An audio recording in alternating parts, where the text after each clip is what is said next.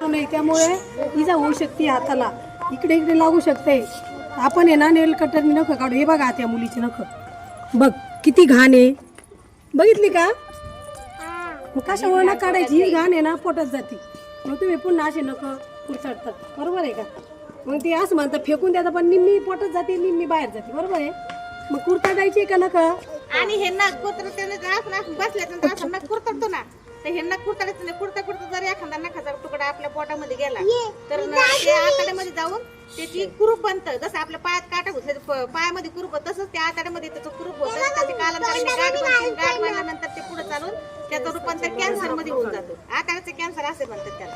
बघा मग आता नख कसं काढायची. नका खूप जवळून पण काढायची नाहीत हा.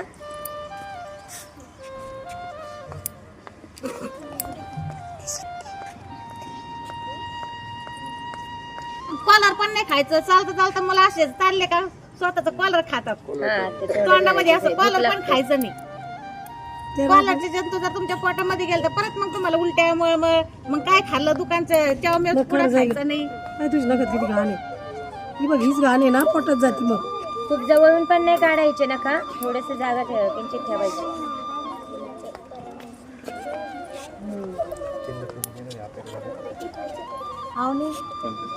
बघ ही घाण बघ.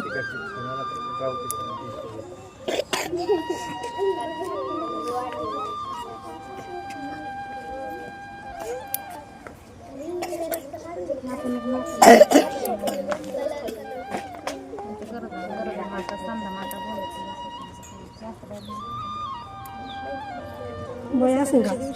आजच नाही याच्या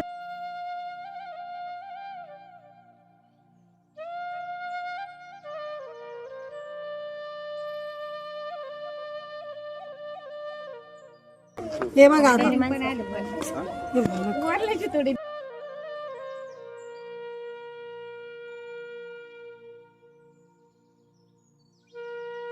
तिच्या हातात घाण नखामध्ये